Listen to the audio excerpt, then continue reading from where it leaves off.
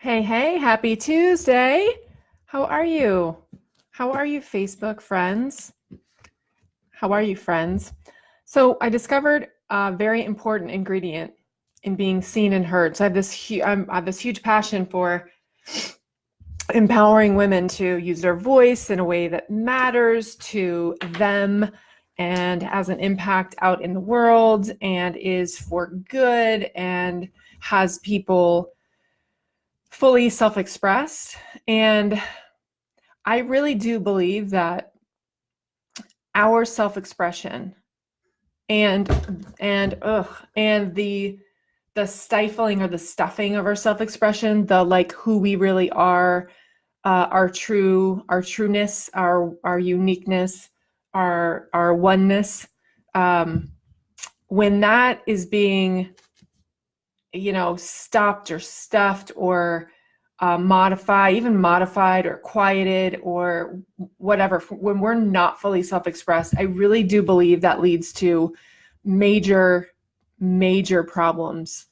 Um, and I see the manifestation of those things in alcoholism, in anger, in workaholism, in using food, lashing out. It's just I see it almost as a socioeconomic problem, as a global problem, as a problem in humanity. That if we can, heal this thing called self, if we can heal our relationship to ourself, if we can know at our core that we're okay, that we're good, that we're accepted and loved, um, and part of the tribe, even though we are unique, right? So we are part of our tribe, even though, and because we are unique, it will heal so many things. I really just have this belief that it will heal so many things. So I believe that human beings need for validation and their need to be seen and heard and accepted and loved really is at the root of so many of the problems that we see out in the world. And we're all vying for that. If you really look, the the need to be right, right? The need to be right is a global crisis. The need to be right is at the root of religious wars, is at the root of racial wars, is at the root of familial wars. It's at the root of it's our self-preservation. So the need to be right is really the cause of, I believe, the cause of so many of our problems, either in our families, in relationships, in our jobs, in the bigger kind of picture cultures, countries. I did a Facebook Live last week sometime where I had a USA shirt on. I don't know if you saw it, but so it was this sparkly sequined USA shirt, and then on the other side it gets a flip sparkle. On the other side was an American flag, and I came home and was wearing it, and my husband said, "What's next? Make America Great Again cap." Like so there's a belief that in order for me to love my country, it means I can't love yours. Or in order for me to love me, that means like it's a lose win. If I win because I'm right, I get to win, that means there's a loser. And so I've just been in this space of, well, what would it look like to play win-win? What would it look like to play I love me, I also love you, I love my country, you can love your country, and we don't have to kill each other and hate each other because of it. I can love being a white woman, and you can love being a black man and a Hispanic grandmother and an Asian child. It's these things that we do so that we feel like we're enough, like our enoughness, this sense of like our self-esteem and our sense of self is so threatened, it's so tenuous, that we just want to be right about something. We just want to be in control of something.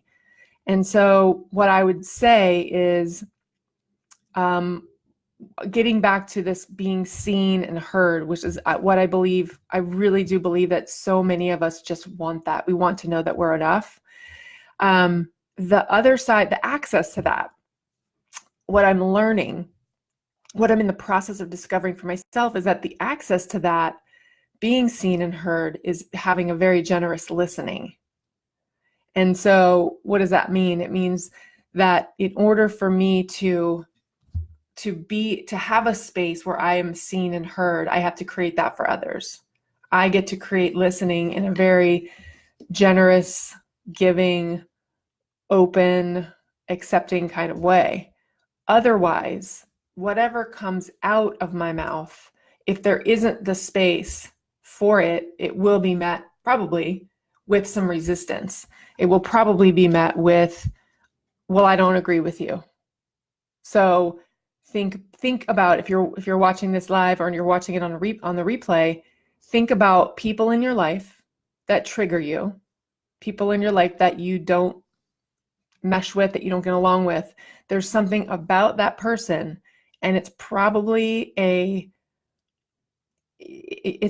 righteousness about them, that you judge about their need to be right or dominate the conversation. And I'm not saying this is across the board, right? There are people out there who are very passive and who kind of just go along with, but the people that are triggering are usually the ones like that are vocal and argumentative, and they're in a space where their identity and their sense of self is just clinging to righteousness, just clinging to being right, because really the feeling of being right feels like validation. And we all, like I said, we all want to know that we're enough.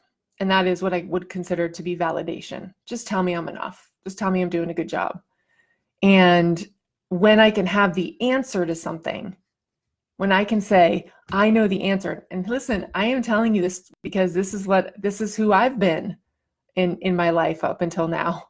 Not up until now, but before I really started to dig in and look at that kind of conversation, is the need to be right, being defensive, being critical, being judgmental, being righteous, being angry. That I spent a lot of time there. I spent many years there. And for me, I can trace that back to, when my parents divorced, completely out of control, no control. I had zero control, and I felt unsafe and I felt insecure, like physically insecure, physically like something was going to happen to me. And so one of the responses for feeling unsafe or insecure is to kind of do this like control thing where I need to control some aspect of my life because it feels so many things when we're kids are out of our control. And so we develop these ways to control certain things. And mine happened to be my body and food. And then, it just translates out into other stuff. And so what I'm learning and what I know from experience is that when we are seeking to be seen and heard, we get to look at where we do or do not have generous listening. And that's hard. Like, I'm like telling you how it's been for me. It's hard. But if you look out in life and you look at conflict, so look out in your life and look at any conflict that you have. It's usually an I'm right, you're wrong premise. There's usually the undercurrent of it is usually I'm right about this, you're wrong about this. Now, when I'm talking about like killing, I'm saying that is the right. Murder is not, I'm not sitting here saying murder's right. I'm not having that conversation. I'm saying my viewpoint. We as humans get so attached as if our actual existence rests on our beliefs and being right about them.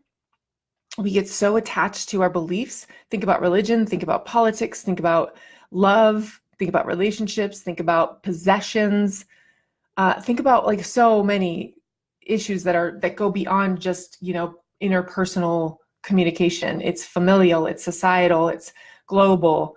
If we think about what's at the root of a conflict, usually isn't, well, I feel like really seen and heard and understood by the other person.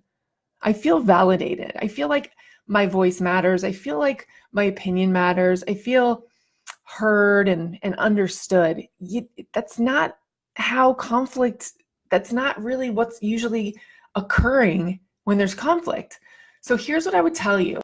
I want you to have a breakthrough in this area. And because I recently have, and it really has opened me up to just a level of generosity and a level of just a level of understanding for people around me. And I think it's a really fun exercise. So, excuse me, if you look out at your life and look at the areas where there's conflict, one or both of the people feel misunderstood or unheard. Now, test that out. Just try it out. Just ask the person, what is it that, maybe you have the same argument every time. Maybe it's with your mom. Very, very familiar kind of conflict, right? Maybe it's with your mom. Mom, you could ask something like this. You seem really passionate about this thing. What is it about it that you feel like I'm not getting? What is it about this topic that you feel like you're not being heard? And see what happens. And just be with whatever answer is. And it really is just like I would say, approach it like a science experiment. Let's see if there is something to this. People really just want to be validated, seen, and heard. And that is the source of much of our conflict, is that I want to know that my position is right because being right makes me feel valid. Like that is my access to feeling like a valid human being. That is my access to feeling like a human being who's getting it right.